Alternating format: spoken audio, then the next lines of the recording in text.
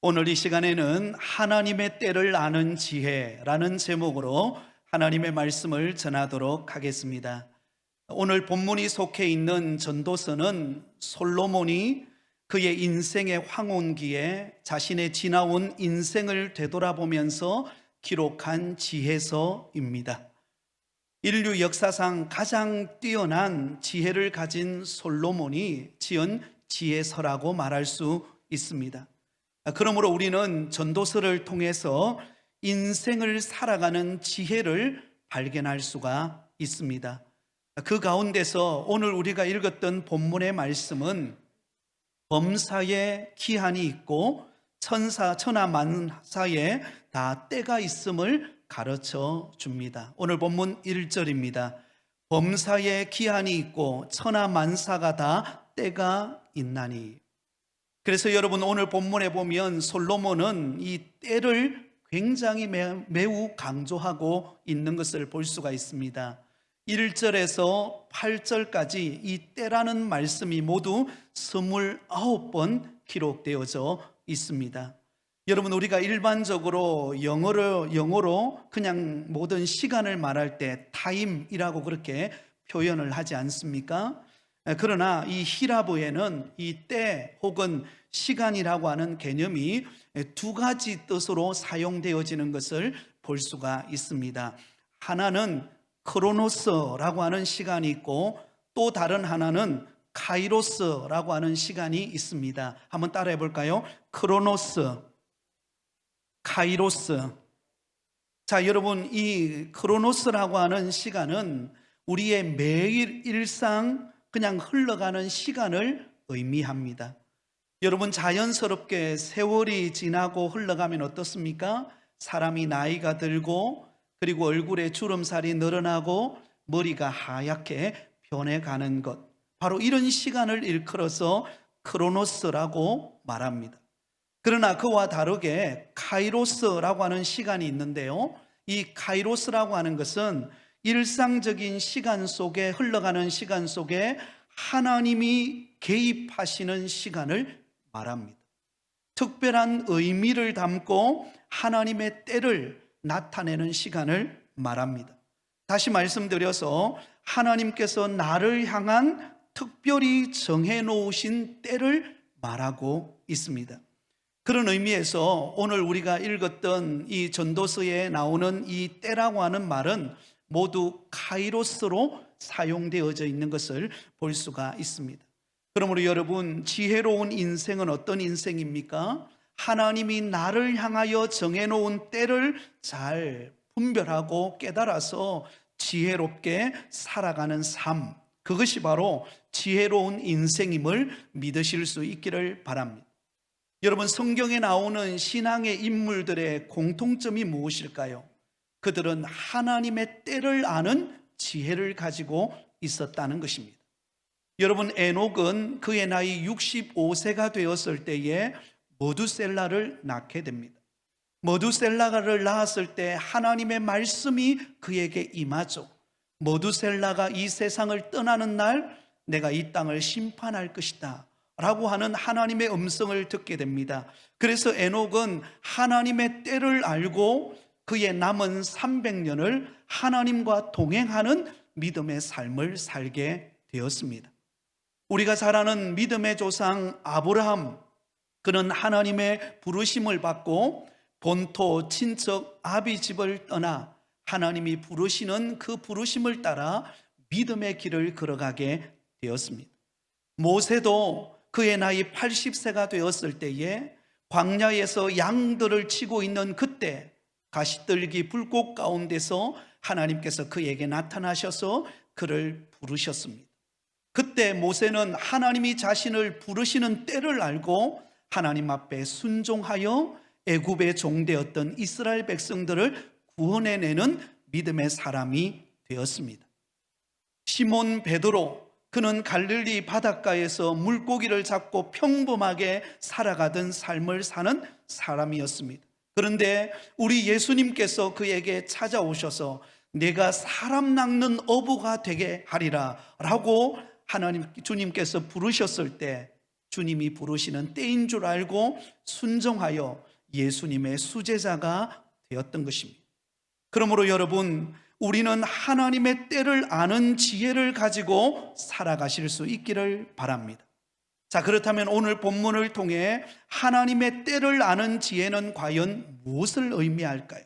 그것은 모든 일에는 하나님이 섭리하는 때와 시기가 있음을 알고 행동하는 지혜를 말합니다. 한번 따라해 볼까요? 모든 일에는 하나님의 섭리와 하나님의 때가 있습니다. 자, 여러분, 오늘 본문 1절은 이렇게 말하죠. 우리 1절을 같이 읽습니다.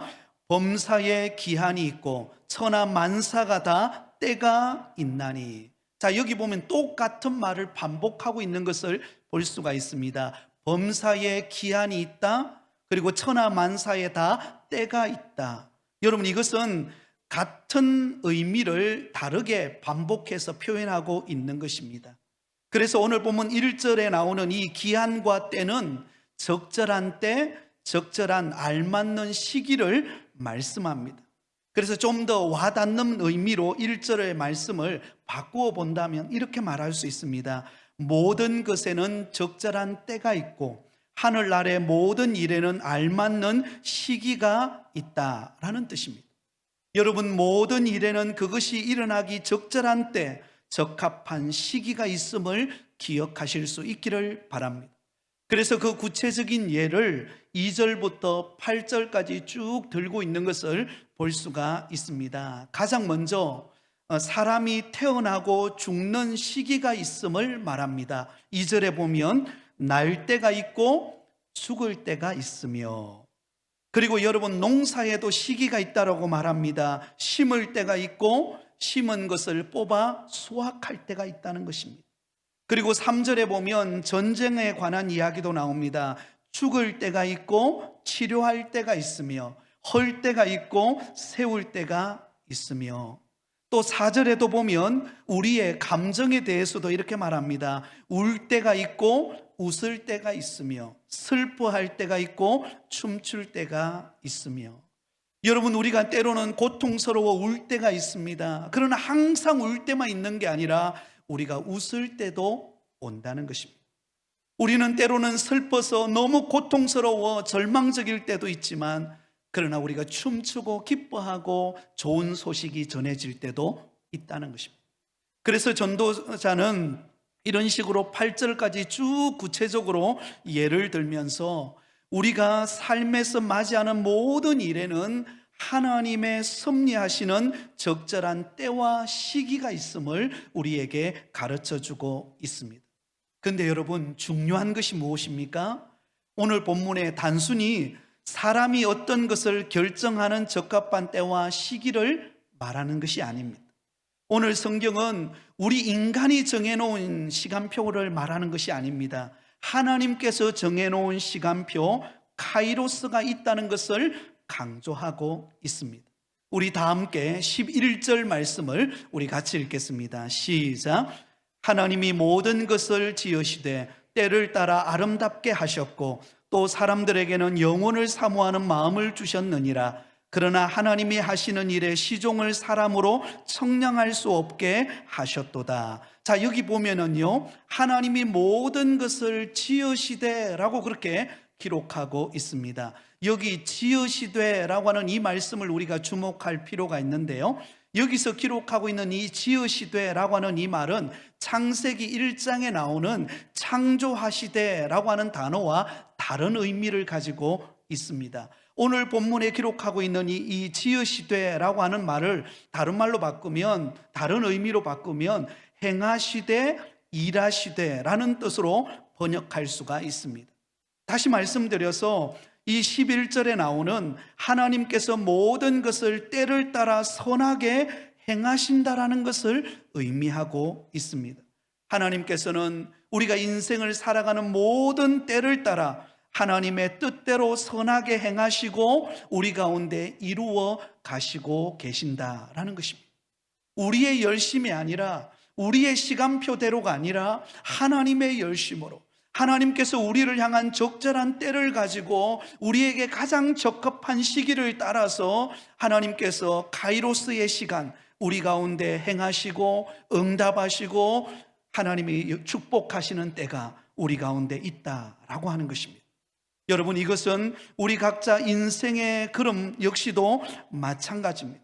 하나님께서는 우리 인생의 모든 일들 가운데 함께 하시며 가장 적합한 때에 아름답게 하나님의 뜻을 우리를 통하여 이루실 줄 믿습니다.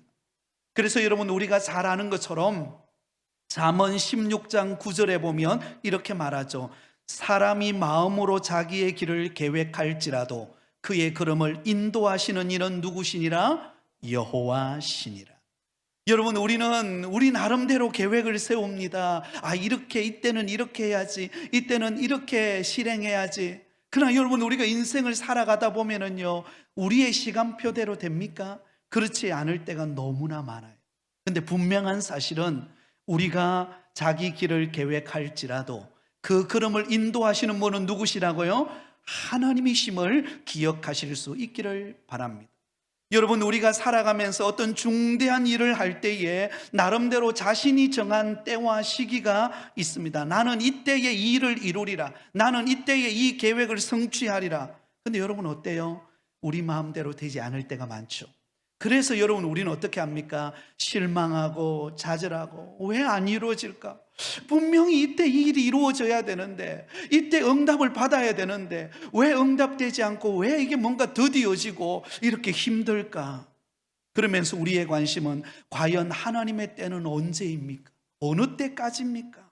우리는 그렇게 고백합니다. 그런데 오늘 보면 11절 하반절에 보면 이렇게 말합니다. 그러나 하나님이 하시는 일의 시종을 사람으로는 청량할 수 없게 하셨느니라. 무슨 말입니까? 연약한 우리 인간은 하나님의 그 무한하신 계획, 나를 향한 놀라운 계획을 우리는 다 알 수 없다는 것입니다. 하나님의 그 엄청난 계획과 섭리를 우리는 다 이해할 수 없다는 것입니다. 그러나 하나님은 저와 여러분을 부르실 때에 우리를 향한 때를 따라 가장 적절한 때에, 가장 알맞은 때에 우리 가운데 응답하시고 하나님이 계획하신 그 일을 이루신다라는 사실을 믿음으로 바라보실 수 있기를 바랍니다. 그래서 우리가 잘 아는 것처럼 로마서 8장 28절에 우리가 알거니와 하나님을 사랑하는 자 곧 그의 뜻대로 부르심을 입은 자들에게는 어떻다고요? 모든 것이 합력하여 선을 이루느니라. 할렐루야. 사랑하는 성도 여러분, 하나님의 사랑을 입은 저와 여러분을 향한 하나님의 놀라운 계획이 있습니다. 그리고 하나님이 저와 여러분을 향하여 가장 적절한 때에, 가장 알맞은 때에 하나님의 뜻을 선하게 합력하여 이루실 줄 믿습니다. 여러분, 이것을 바라보는 것이 굉장히 중요합니다. 하나님이 나를 향한 때가 있구나. 하나님이 나의 자녀를 향한 때가 있고, 나의 직장과 사업장과 나의 건강과 모든 행편을 따라 하나님의 적절한 때가 있구나. 그 카이로스, 하나님이 임재하시고 개입하시는 때가 있다라는 사실을 믿는 믿음, 그 믿음 가지고 살아가는 저와 여러분이 되시기를 예수님의 이름으로 축원드립니다. 자, 그렇다면 여러분, 구체적으로 우리의 삶 속에 하나님이 섭리하시는 적합한 때와 시기가 있음을 믿는 우리라고 한다면 오늘 현재 내게 처해진 삶 속에서 우리는 어떻게 살아가야 할까요? 우리가 오늘 주어진 우리의 형편에 따라서 우리는 어떻게 하나님의 적절한 때와 시기를 깨닫고 우리는 살아가야 할까요? 현재 우리에게 처해져 있는 때를 가만히 살펴보면 크게 세 가지 때로 나누어 볼 수가 있습니다. 그 첫 번째는 광야의 때를 지나는 분이 있습니다. 광야의 때, 다시 말하면 힘들고 어렵고 어떤 일이 잘 풀리지 않는 때를 지금 살아가고 있는 성도가 있다는 것입니다. 그리고 두 번째는 성공의 때, 풍요의 때를 지나는 분이 있습니다. 하는 일들마다 척척 잘 열리고 남들은 다 지금 경제가 어렵고 힘들다 하는데 사업의 길이 열리고 자녀들의 앞길이 열려지는 거예요. 이런 풍요의 때를 지나는 분이 있습니다. 그리고 마지막 세 번째는 그냥 평범하고 따분한 일상을 보내는 분이 있습니다. 뭐 특별한 일도 없고 어떤 특별한 사건도 일어나지 않고 그냥 어제처럼 오늘처럼 또 내일도 평범할 것처럼 여겨지는 일상의 때를 보내는 사람이 있습니다. 여러분, 이 세 가지 어떤 때를 지나는지, 어떤 상황 속에서 이런 일이 이루어지는지 우리는 살펴보면서 그 주어진 때를 하나님의 지혜를 가지고 우리는 하나님이 기뻐하는 삶을 살아가는 저와 여러분이 되실 수 있기를 바랍니다. 그 첫 번째는 현재 광야의 때를 지나는 분이 있습니다. 여러분, 이 자리에 예배하는 여러분 가운데 광야의 때를 지나고 계시는 분이 계십니까? 바라고 기대하는 바가 이루어지지 않고 점점 일들은 꼬여가고 하는 일들마다 실패하고 내 몸은 더 약해져 가고 점점 정말로 형편이 풀어져야 하는데 내 앞에 더 캄캄한 벽이 나를 가로막고 있는 것 같은 그런 힘들고 어려운 때를 보내시는 분이 계실 것입니다. 이때는 하나님께서 우리를 광야 학교로 밀어넣으시는 때입니다. 여러분, 이때 필요한 지혜가 두 가지가 있습니다. 하나는 자신을 돌아보면서 깊은 반성과 회개의 시간을 갖는 것입니다. 그리고 또 다른 하나는 절망하지 않고 비전을 품는 것입니다. 여러분, 우리가 광야에 들어가게 되면은요, 우리 어떤 마음이 생깁니까? 실패하고 일이 안 되고 더 내 몸은 약해져 가고 더 우리 자녀들에게 어려움의 문제는 꼬여가고 그렇게 오랫동안 기도했는데도 문제가 해결되지 않고 점점 문제는 더 힘들어질 때 우리의 마음속에는 어떤 마음이 생깁니까? 빨리 그 광야를 탈출하고 싶은 마음이 우리 안에 있습니다. 하지만 여러분, 기억하십시오. 하나님은 이 광야의 때를 우리에게 허락하신 이유가 있다는 것입니다. 이 광야의 때는 빨리 지나는 것도 중요하지만 이 광야의 때에서 더 중요한 것이 무엇인가 하면 그 광야 속에서 우리의 신앙이 더 성숙해져 가는 것이 중요합니다. 신명기 8장 15절 16절에 너를 인도하여 그 광대하고 위험한 광야 곧 불뱀과 정갈이 있고 물이 없는 간조한 땅을 지나게 하셨으며 또 너를 위하여 단단한 반석에서 물을 내셨으며 내 조상들도 알지 못하던 만나를 광야에서 내게 먹이셨나니 이는 다 너를 낮추시며 너를 시험하사 마침내 내게 복을 주려 하심이었느니라. 여러분, 하나님께서 광야로 보내는 이유가 무엇이라고요? 낮추시기 위함입니다. 그래서 낮추시고 난 다음에 마침내 복을 주시기 위하여 하나님께서 우리를 광야 학교로 밀어 넣으신다는 것입니다. 그러므로 광야 학교에 들어온 저와 여러분이라고 한다면 그때 철저하게 우리의 옛사람이 깨트려지는 은혜가 있기를 예수님의 이름으로 축원드립니다. 여러분, 우리가 믿음으로 산다고 말하지만은요, 우리 속에는 죄성을 가진 우리 인간은 우리 마음속에 끊임없는 허영심과 교만이 우리 마음속에 자리 잡고 있습니다. 여러분, 우리가 상처받는 것을 가만히 생각해 보면은요, 다른 사람이 나의 허영심과 또 교만을 건드렸을 수도 있습니다. 그래서 하나님은 이 광야 학교에서 우리를 철저히 깨트리시고 나를 낮추시고 나를 훈련하는 과정을 겪게 합니다.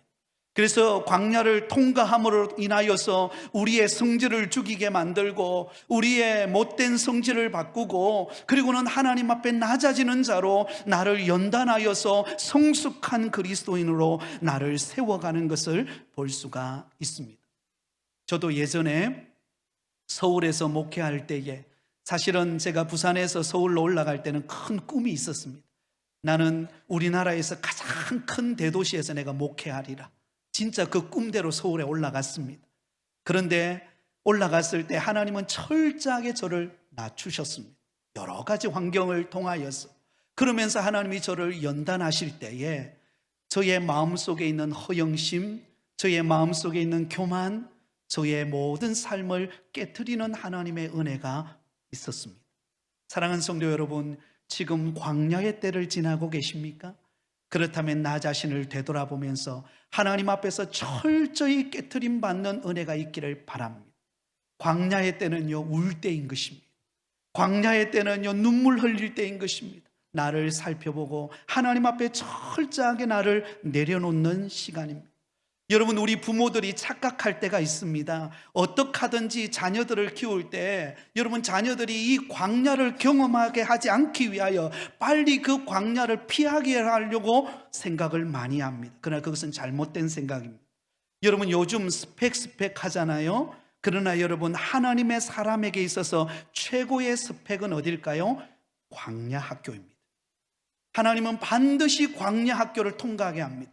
그 광야 학교를 통하여서 믿음의 사람으로, 성숙한 사람으로 우리를 빚어 만드십니다. 여러분, 성경을 보세요. 하나님께서 쓰시는 사람들, 요셉과 모세와 다윗을 생각해 보시기를 바랍니다. 여러분, 우리는 자녀들을 위하여 기도할 때 어떻게 기도합니까? 하나님, 우리 자녀가 요셉처럼, 모세처럼, 다윗처럼 되게 하여 주옵소서. 근데 여러분, 요셉과 모세와 다윗은요, 철저하게 광야를 통과한 사람들입니다. 요셉은 애굽에 종살이 하면서 하나님이 그를 연단시키셨습니다. 모세는 미디안 광야에서 하나님이 그를 40년 동안 그를 훈련하셨습니다. 다윗은 사울 왕을 통하여 철저히 깨트리는 믿음의 훈련이 있었습니다. 그러므로 인하여 하나님이 쓰시는 위대한 믿음의 사람으로 빚으셨던 것을 볼 수가 있습니다. 여러분, 광야에서 훈련받는 이 스펙이 없이는요, 하나님이 쓰시는 사람으로 온전히 쓰임 받을 수가 없습니다. 그러므로 여러분, 지금 이 광야 학교를 걸어가고 있는 때라고 한다면 여러분, 도리어 소망을 가지시기 바랍니다. 아, 하나님이 나를 쓰시기 위하여, 하나님이 나를 복주시기 위하여 하나님을 지금 나를 연단하고 계시는구나. 할렐루야. 나를 지금 빚으시고 계시는구나. 그러므로 여러분, 그 하나님을 바라보시면서 믿음 안에 세워지실 수 있기를 바랍니다. 광야는 힘듭니다. 그래서 많이 울게 됩니다. 그런데 이 우는 시간은 우리에게 꼭 필요한 시간입니다. 오늘 보면 4절에 보면 이렇게 말하죠. 울 때와 슬플 때가 있다고. 울 때와 슬플 때가 있다. 울 때와 슬플 때가 없이는 진정한 기쁨을 누릴 수가 없는 것입니다. 왜냐하면 교만하기 때문입니다.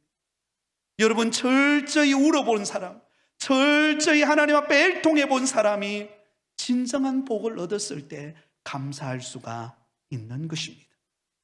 여러분, 정신심리학자들이 트라우마, 여러분 트라우마라는 말이 아시죠? 심리학 용어인데요, 이 말은 과거에 경험한 아픈 기억과 상처에 갇혀서 꼼짝 못하는 상태를 일컬어서 트라우마라고 말합니다. 그래서 이 트라우마가, 누군가가 그 트라우마를 딱 건들면은요, 파락 화를 내면서 성질을 내게 됩니다. 근데 이 트라우마를 깨는 방법이 한 가지가 있습니다. 그것은 뭐냐면 이 광야에서 철저하게 하나님 앞에 회개하고 자신을 돌아보는 시간을 갖는 것입니다.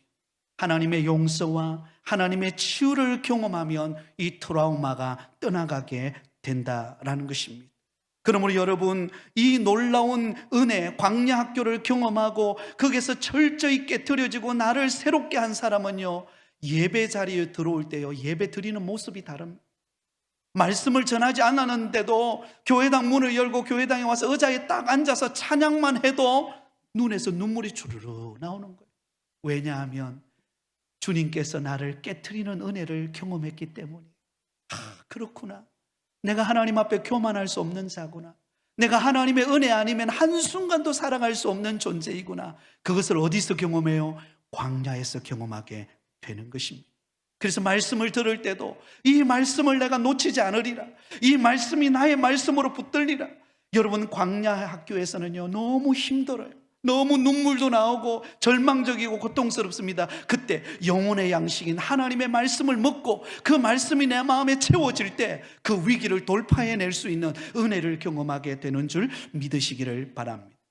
또한 여러분, 역설적이지만은요, 이 광야에서 비전과 희망을 품으시기를 바랍니다. 여러분, 광야 학교를 지나가는 성도들에게 있어서 조심해야 될 게 있는데 그것이 바로 절망감입니다. 이제 나는 끝났구나. 사업도 실패했고 건강도 잃었고 내 자녀들도 기대하는 만큼 되지 않고 이제는 다 끝났구나. 이제는 소망이 없다. 그러나 여러분, 그렇지 않아요. 하나님께서 우리에게 광야의 길을 허락하시는 게는 하나님의 뜻이 있습니다. 예레미야 29장 11절에 여러분, 이 예레미야 선지자를 우리가 일컬어서 눈물의 선지자라고 말합니다. 이스라엘 민족이 멸망당해서 포로로 끌려가는 그 상황을 바라보면서 눈물을 흘리지 않으면 안 되는 그 예레미야 선지자가 이렇게 고백하고 있어요. 예레미야서 29장 11절에 여호와의 말씀이니라. 너희를 향한 나의 생각을 내가 아나니 평안이요 재앙이 아니니라. 너희에게 미래와 희망을 주는 것이니라. 할렐루야. 한번 따라하겠습니다. 너희에게 미래와 희망을 주는 것이니라. 여러분, 지금 이스라엘 백성들은 지금 바벨론의 포로로 끌려가고 있습니다. 예루살렘 성전은 다 불타버리고 아무것도 보이지 않는 다 잃어버린 상황입니다. 근데 그때 눈물의 선지자 예레미야를 통하여 하나님의 메시지가 선포되고 있습니다. 내가 너희에게 전하는 것은 재앙이 아니라 너희에게 미래와 희망을 주는 것이니라. 그러므로 여러분, 우리가 지금 광야의 시기, 실패의 시기, 육체의 고통의 시기, 어려움의 시기를 겪고 있다면 좌절하지 마십시오. 하나님은 우리를 향한 놀라운 계획을 가지시고 미래와 희망을 주시기 위하여 준비하고 계심을 믿으시기 바랍니다. 우리가 잘 아는 사도 요한이, 사랑의 사도 요한이 밤모섬에 유배를 당했을 때, 아무도 없는 그 밤모섬에 홀로 있었을 때 하나님께서 그에게 환상을 보여주십니다. 그 환상이 무엇이었습니까? 장차 오실 메시아 예수 그리스도의 재림에 대한 이야기였습니다. 천국에 대한 이야기였습니다. 그것이 바로 요한계시록 아닙니까? 이 요한계시록이 기록된 곳은 바로 그 밤모섬 유배지 광야 학교였습니다. 여러분, 그러므로 여러분, 우리는 이 소망과 비전을 품어야 합니다. 어려울수록, 힘들수록 하나님이 나를 향한 계획이 있다. 하나님이 우리 가정을 향한 놀라운 계획을 가지고 이끄신다. 지금은 비록 내가 육체가 연약하고 힘들지만 우리 주님께서 반드시 나를 고쳐주실 것이다. 할렐루야. 이 믿음 가지시기를 바랍니다. 우리는 지금 코로나 시기를 보내고 있습니다. 그래서 세상 사람들은 다 말합니다. 이제 끝났구나. 이제 이 코로나 시기, 이제는 더 어려움의 문제가 우리 앞에 부닥칠 것이고, 교회는 힘들어질 것이고, 사람들의 마음은 더 다칠 것이다. 그러나 여러분, 하나님 앞에 저는 기도할 때마다 하나님이 저의 마음속에 우리 부곡교회를 향한 비전을 보여주시는 것을 봅니다. 하나님께서 우리 교회당의 문을 열고 수많은 영혼들이 들어와서 이곳에서 예배하고 감격하고 하나님의 영광을 보게 될 그 놀라운 비전을 하나님이 제게 보여주시는 것을 저는 느끼고 있습니다. 사랑하는 성도 여러분, 어려울수록, 힘들수록 부흥을 꿈꾸시기 바랍니다. 하나님이 나의 사업장을 향한, 나의 가정을 향한, 나의 연약한 육신을 치유해 주실 하나님의 능력을 바라보시기 바랍니다. 하나님은 반드시 우리를 일으켜 주실 것입니다. 광야 학교는 바로 그런 곳입니다. 그러므로 여러분, 지금 실패하셨습니까? 육신의 아픔이 있습니까? 주님 바라보면서 하나님이 내게 주신 큰 꿈을 꾸시기 바랍니다. 여러분, 그럴 때가 있잖아요. 정말 너무 슬퍼서, 너무 문제도 풀리지 않고 어려워서 교회당에 와서 한없이 눈물 흘리고, 하나님 어떡해요? 하나님 어떡해요? 너무 힘들어요.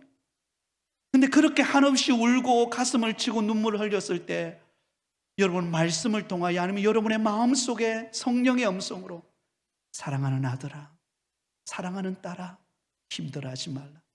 내가 너의 가정을 향한, 너를 향한 놀라운 계획이 있느니라. 두려워하지 말라. 놀라지 말라. 내가 너와 함께하느니라. 아마 여러분 그런 음성을 여러분 다 들어보셨을 것입니다. 그런 놀라운 하나님의 역사가 여러분 가운데 임하고 있음을 믿으시기 바랍니다. 그러므로 여러분, 광야의 시간은요, 절망의 시간이 아닙니다. 쓸모없는 시간이 아닙니다. 광야의 시간은 나를 빚으시고 그 비전을 이루어가기 위한 준비의 시간인 것입니다. 그래서 하나님의 뜻이 이루어질 줄 믿으시기를 바랍니다. 두 번째로, 지금 여러분의 형편이 성공의 때, 번영의 때를 지나는 분이 있을 것입니다. 남들은 다 어렵다고 하는데, 남들은 다 코로나 시기라고 해서 힘드는 것 같은데 사업의 길이 열려요.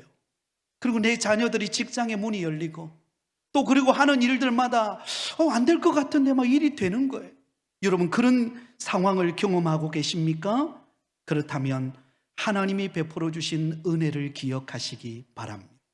여러분이 성공의 때, 번영의 때를 걸어가시는 분들이 있다면 두 가지를 기억하십시오. 하나는 하나님의 전적인 은혜임을 기억하십시오. 그리고 그 받은 은혜를 나누십시오. 교회를 위하여, 이웃을 위하여 나누는 삶이 되시기를 바랍니다.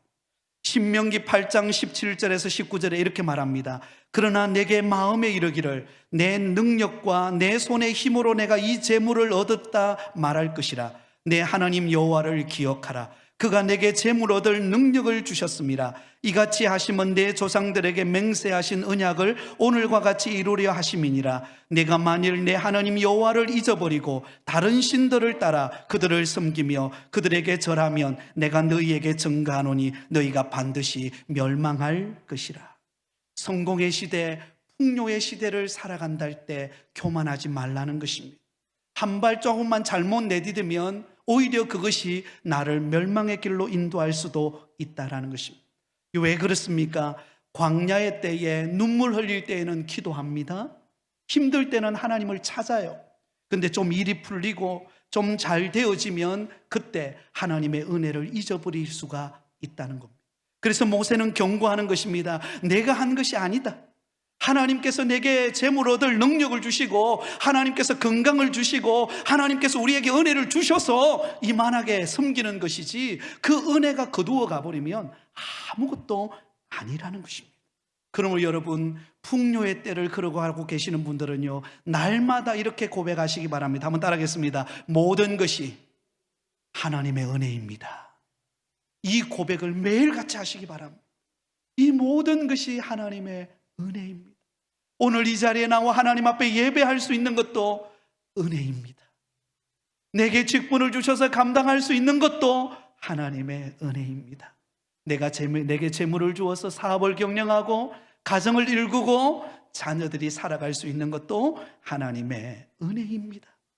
거저 주신 하나님의 은혜임을 날마다 입술로 고백하며 그 고백을 나누실 수 있기를 바랍니다. 그리고 여러분, 가분한 사랑과 풍요를 경험했다면 교회와 어려움을 겪고 있는 이웃들에게 섬기고 나누시기 바랍니다.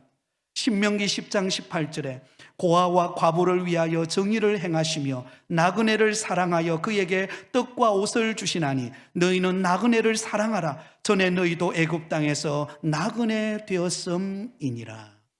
전에 애굽에서 그 나그네 되었고 그때 고통받아 종살이하던 그것을 잊어버리지 말라는 거예요. 그래서 풍요를 누리고 은혜를 받았다면 그 받은 은혜를 나만을 위해 살지 말고 교회를 위하여, 이웃을 위하여 나누며 베풀며 섬기는 일을 위하여 더 적극적으로 헌신하는 삶을 살라는 것입니다. 그럴 때 사랑하는 자여, 내 영혼이 잘됨과 같이 범사가 잘되고 강건하기를 내가 간구하노라.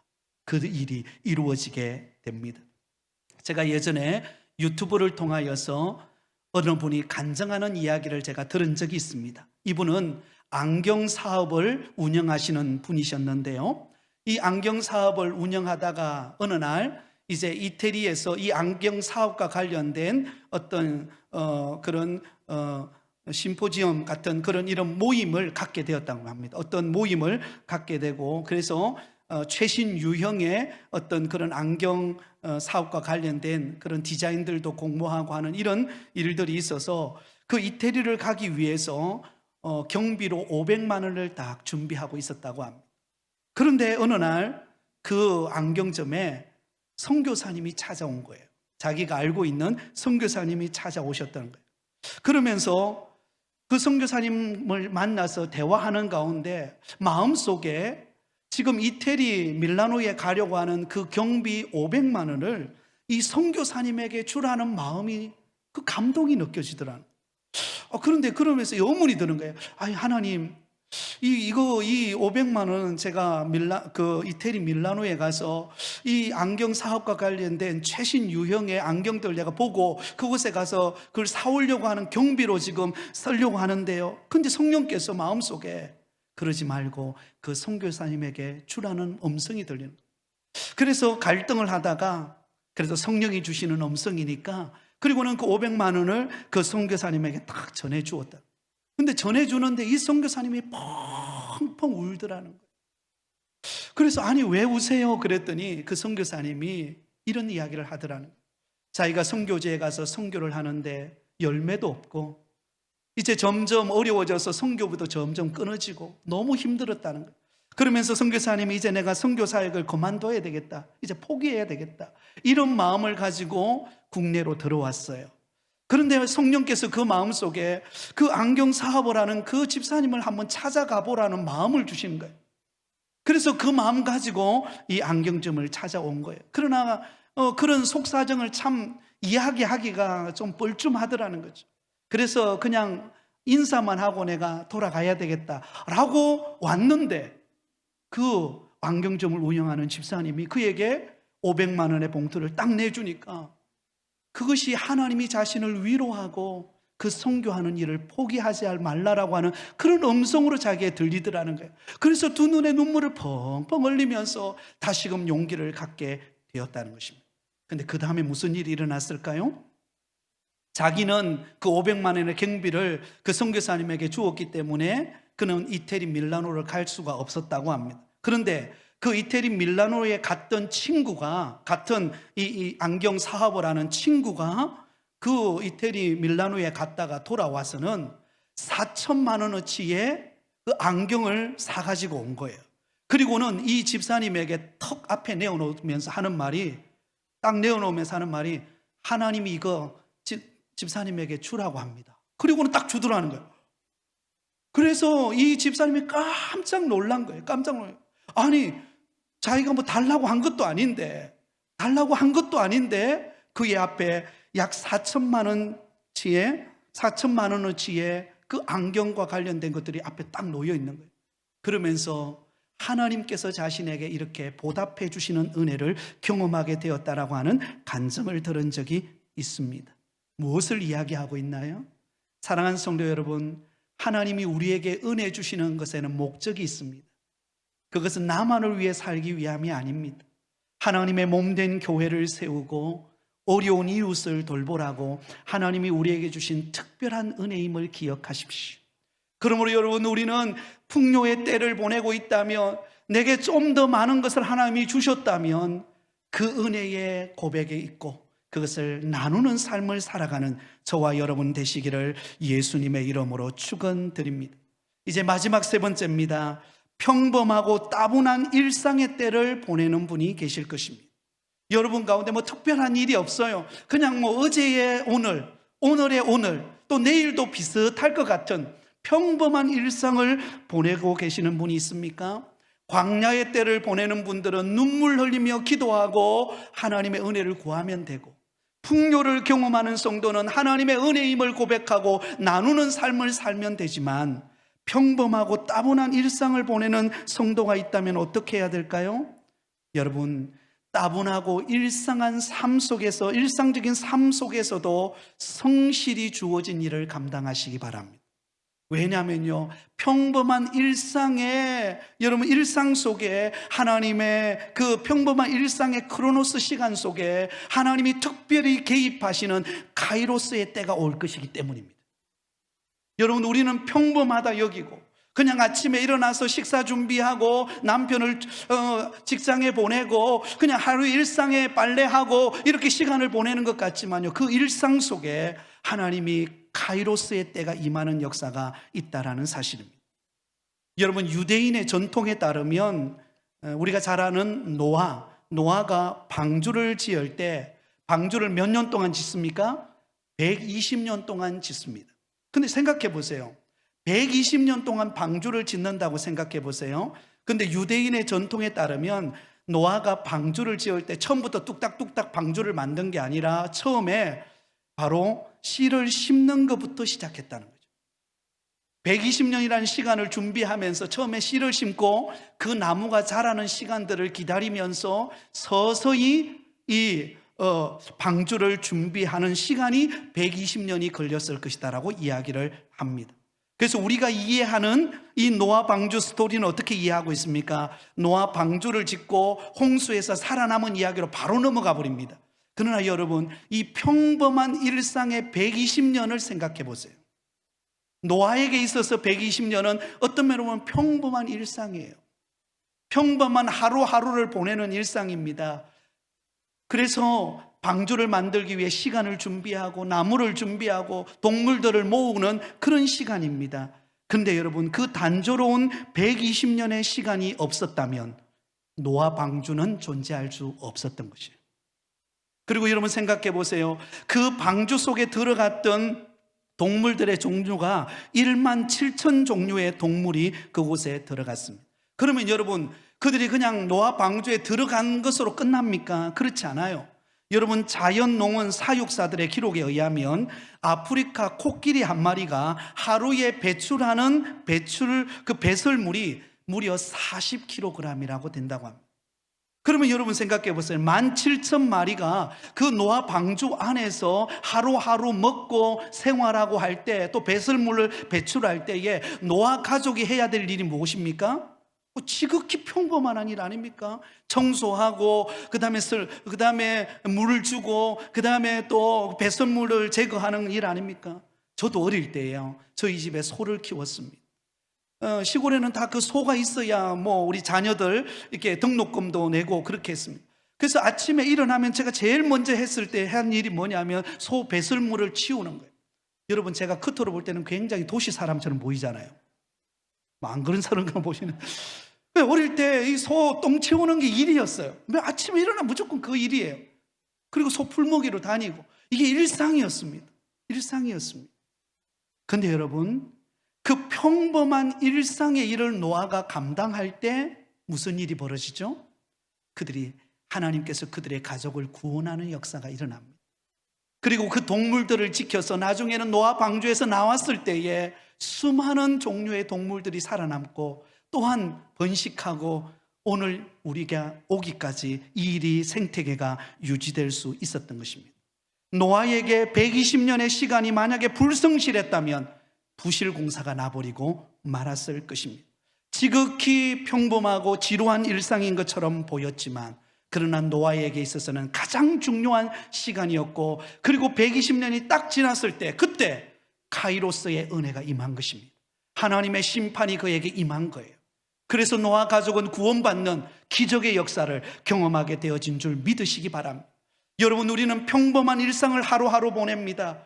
새벽이 되면 교회에 나와서 새벽 기도하고 또 하루 일과를 맡아서 직장과 사업장과 일터를 가고 또 그러고 하루 일과가 끝나면 집에 와서 저녁을 먹고 하루를 마무리하고 평범한 일상인 것 같아요. 그러나 그 평범한 일상 속에 하나님의 은혜가 있습니다.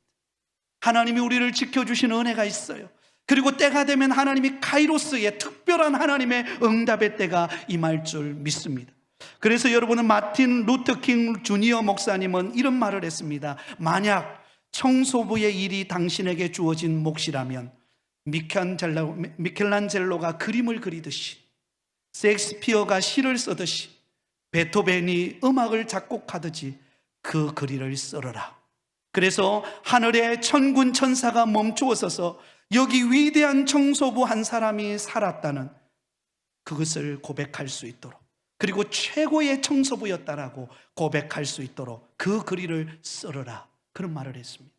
사랑하는 성도 여러분, 저와 여러분에게 주어진 평범한 일상의 자리는 어디입니까? 우리 교회 안에서 여러분들이 섬겨야 될 지극히 평범한 자리는 어디입니까? 그 주어진 자리에서 묵묵히 그 사명 감당하시기 바랍니다. 그러면 하나님이 카이로스의 은혜, 특별하게 우리에게 주시는 은혜가 임할 것입니다.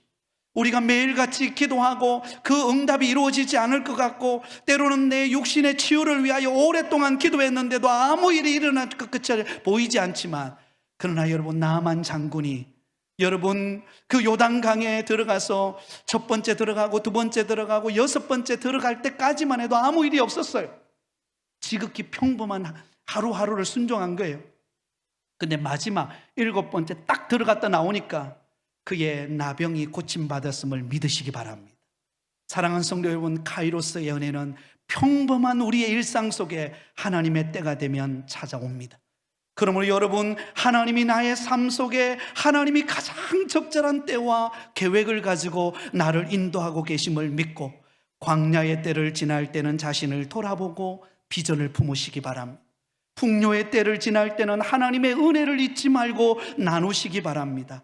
일상적인 평범한 삶을 살아갈 때는 최선을 다하여 주어진 삶을 감당할 때 카이로스의 은혜, 특별한 하나님의 은혜가 임하여 저와 여러분의 삶 속에 위대한 일을 이루어 가실 줄 믿습니다. 아무리 코로나 시기라 할지라도 여러분 두려워하지 마세요. 하나님이 우리를 향한 때가 있습니다. 하나님이 우리를 축복할 때가 있습니다. 그때를 바라보면서 믿음으로 전진해 나가는 우리 모든 성도들이 되시기를 예수님의 이름으로 축원드립니다.